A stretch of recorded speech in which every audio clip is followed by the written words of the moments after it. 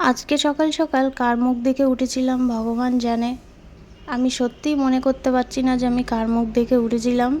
তো ওই জন্য আমার সকালটাই এত খারাপ দিয়ে শুরু হলো। আমি ভাবতেই পারিনি এরকম কিছু একটা হয়ে যাবে। তো যাই হোক, কী হয়েছে আজকে সেটা দেখার জন্য পুরো ভিডিওটা দেখো। আজকে ভালো মন নিয়ে ভেবেছিলাম আমি কি করি, সকালে সেই কাজগুলো তোমাদের সাথে শেয়ার করব। তো কাজগুলো করতে করতেই এমন একটা বিপদ হয়ে গেল, কি বলবো। আমি বাড়িতে একা আছি, তো এমন একটা সমস্যা হয়ে গেল, আর সমস্যাটা ঠিক করতে গিয়ে আরও সমস্যা বেড়ে গেল। আমি বিছানা টিছানা গুছিয়ে নেব, দেখো বাইরে কত সুন্দর আলো বাতাস ঢোকে। তো সকালবেলা আমি জানলাগুলো খুলে দিই, এরপর আমি ঘর ঝাড় দিয়ে নেব, যেগুলো আর কি সকালের রুটিন, সবার বাড়িতেই থাকে কম বেশি। ভাবলাম আজকে ওর জন্য খাবার বানিয়ে তাড়াতাড়ি পাঠানোর ব্যবস্থা করব, যেহেতু ওর বাড়িতে আসতে অনেকটা লেট হয়ে যাচ্ছে। এখন পুজোর সামনে খুবই কাজের চাপ, তো আমি ওই জন্য একটু তাড়াতাড়ি করে চেষ্টা করছি কাজগুলো করে তাড়াতাড়ি রান্না করে ওর জন্য পাঠানোর। যেহেতু 1টা 1:30টা বেজে যাচ্ছে বাড়ি আসতে, তো অত বেলা পর্যন্ত তো না খেয়ে থাকা ঠিক না। তো এখান থেকে অফিস খুব বেশি দূরেও নয়, 1 কিলোমিটার হবে। তো ওই জন্য ভেবেছিলাম যাই হোক, ব্যবস্থা না হয় আমি টোটোতে গিয়ে দিয়ে আসবো খাবারটা। তাড়াতাড়ি করে আমি কাজগুলো করছি, আজকে আমার আরও বেশি দেরি হয়ে যাচ্ছে। আমি এখন ভয়েস ওভার দিচ্ছি, তো এখন 10টার বেশি বাজে। ঘরে দেখো কি সুন্দর আলো আসে, একদম রাস্তার ধারে ঘরটা।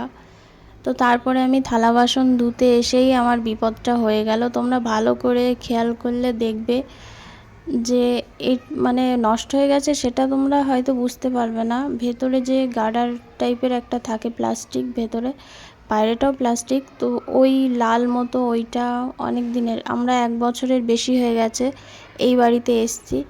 তো এতদিনে এই প্রবলেম হয়নি, কলটা যেমন ছিল মানে আমাদেরকে যেভাবে দেওয়া হয়েছিল সেইভাবেই কিছু হয়নি। এতদিন ব্যবহার করেছি, কোনো অসুবিধা হয়নি। তবে আজকে জানি না হঠাৎ করে কলটা ভেঙে গেল। থালা বাসন মানে সবে মাজা কমপ্লিট হয়েছে, আমি যত তাড়াহুড়ো করছি তত আমার দেরি হয়ে গেল।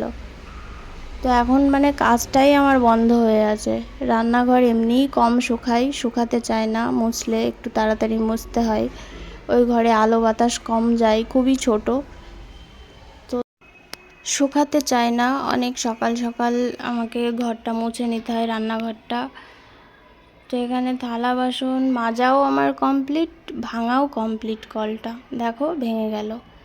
তো আমি ভাবলাম কি আর করি, গ্যাসটা মুছে নিই। আর কোনো অপশান নেই যে যেখানে গিয়ে আমি থালা বাসনগুলো ধুতে পারবো। বাথরুমে নিয়ে গিয়ে তো আর থালা বাসন ধোয়া যায় না, তাই না বলো। তো যাই হোক, আমি ওকে বলি যে একটা কলের ব্যবস্থা করতে, নিয়ে আসতে নতুন কিনে। তো এই দেখো থালা বাসন আমার সব মাজা কমপ্লিট, কলটাও ভেঙে বসে থাকলো।